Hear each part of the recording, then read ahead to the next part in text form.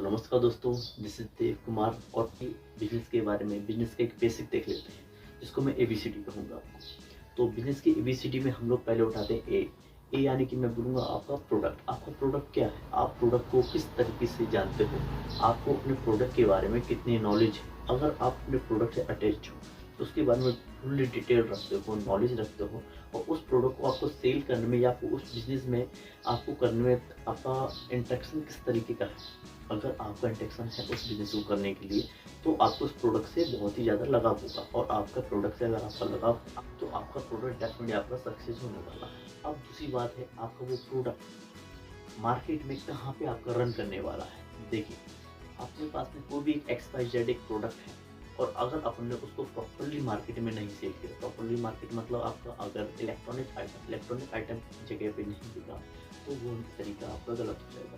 तो आपकी मार्केट में पता होना चाहिए कि आपका क्या लोकेशन होना चाहिए और वो मार्केट उस प्रोडक्ट को वहाँ पे इंक्रीज कर सकती है। ये वहाँ से आपका प्रोडक्ट आपका काफ़ी बड़ी जगह पे आपका एक्सप्लोर हो सकता है या सेल हो सकता है। तो ये आपका डिसाइड होना चाहिए उस मार्केट पे कि आपको वो मार्केट में आपका प्रोडक्ट कहाँ सेल होने वाला है। और सेकंड बात होना चाहिए आपको मार्केट का थोड़ा नॉलेज भी होना चाहिए कि उस मार्केट में आपके कंपटीटर कितने हैं, कंपटीटर उस प्रोडक्ट को उस पर्टिकुलर प्रोडक्ट से किस लेवल का आपको प्रॉफिट दे रहे हैं या फिर उस प्रोडक्ट को किस लेवल से सेल कर रहे हैं।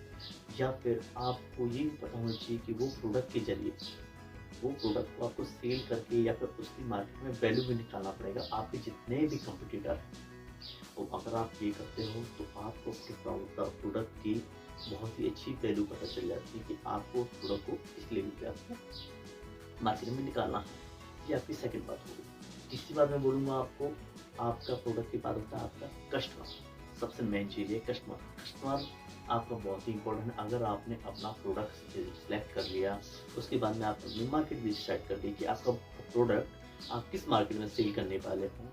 तीसरी बात ये है आपकी कि आपका जो कस्टमर है उस प्रोडक्ट से अटैच कैसे हो। मार्केट में काफ़ी डीलर्स हैं तो वो आदमी आपका प्रोडक्ट ही क्यों लेगा, ये सबसे मेन बात है। तो आपका प्रोडक्ट में ऐसी क्या बात है या आपकी शॉप में ऐसी क्या बात है कि वो आपसे अटैच हो, डेफिनेटली इस पर हमको वर्क करना पड़ेगा।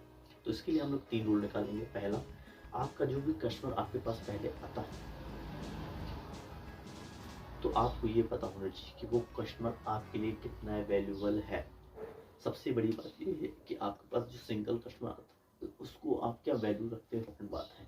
अगर उस कस्टमर की आप किस तरीके से केयरिंग करते हो, आप उससे किस तरीके से कम्युनिकेशन करते हो, आप उससे किस तरीके से लगाव करते हो। कस्टमर को डील करने के लिए पहला तरीका है आपको उससे काफ़ी डिटेलली बात करना होगा, आपको उसको अटैच करके रखना होगा और आप उसको अपनी फ्यूचर के लिए तैयार कर सकते हो। आप ये बात समझिए कि हर एक कस्टमर के पास में 100+ कॉन्टैक्ट होते हैं और हर एक वो 100% कॉन्टैक्ट में हर उस बंदे के पास भी 100+ और कॉन्टैक्ट रहेंगे। तो ये बात बहुत ज़्यादा इंपॉर्टेंट है कि आप किसी भी एक सिंगल कस्टमर को आप वैल्यूबल ना समझे, ऐसा बिल्कुल नहीं होना चाहिए। आपका हर एक कस्टमर बहुत ही ज़्यादा वैल्यूबल है, ये बात आपको सबसे पहले पता होना चाहिए। तो वो कस्टमर ही आपका काफ़ी कस्टमर्स लाने वाला है मार्केट में। जब आपको काफ़ी टाइम हो जाएगा तो आप देखेंगे वो कस्टमर आपको रिटर्न काफ़ी कस्टमर देने वाला है और उस कस्टमर से आपको कस्टमर मिलने वाले हैं। और ये सारी चीज़ें आपके चौथे पॉइंट पे डिपेंड है जिसको बोलूँगा मैं टी यानी कि बोलूँगा आपकी सर्विस। आपकी सर्विस कैसी है। सपोज आपका प्रोडक्ट कोई भी अगर सर्विस ले है जिस पे आपको सर्विस देनी होती है तो उस तरीके पे आपको ये देखना होगा कि आपका कस्टमर कितना सेटिस्फाई है आपकी सर्विस से।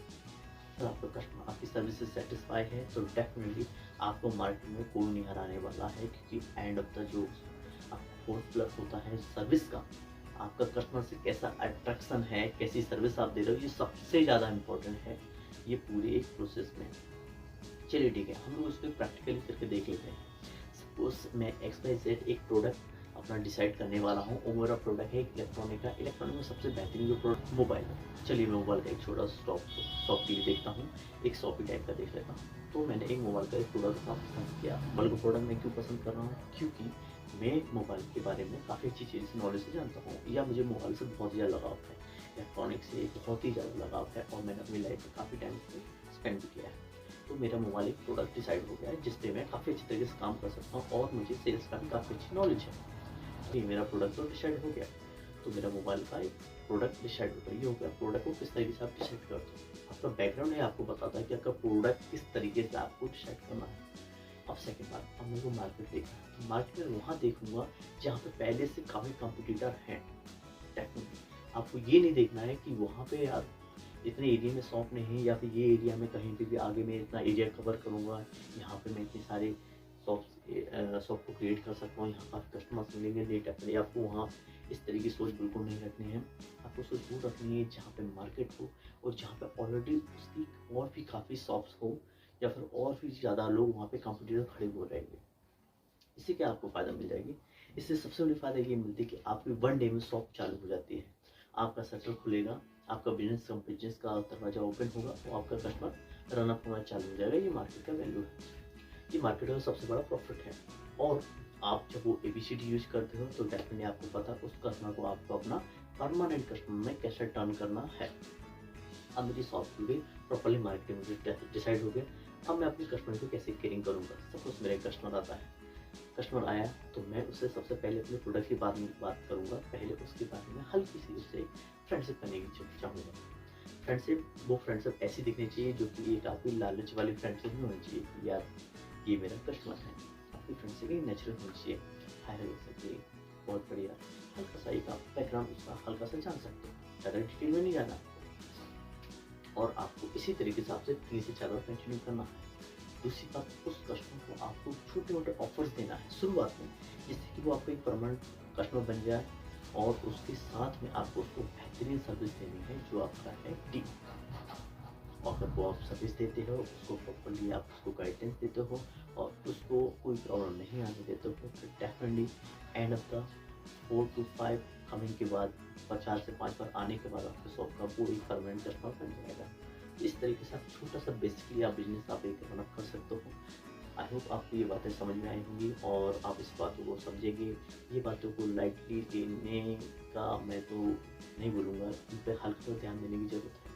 काफ़ी लोग सोचेंगे यार इन बातों का कुछ ज़्यादा मीनिंग नहीं है, हम लोग यही बातें करते हैं। डेफिनेटली आप करते हैं, लिटरली देखना होगा और इन पर वर्क करना होगा। चलिए, थैंक यू। इस बारे में हम लोग बाद में बात करेंगे, कस्टमर और इनके रिलेशन के बारे में हम लोग बाद में अच्छे से डिटेल में बात करेंगे। Thank you. This is Dev Kumar, thanks for watching.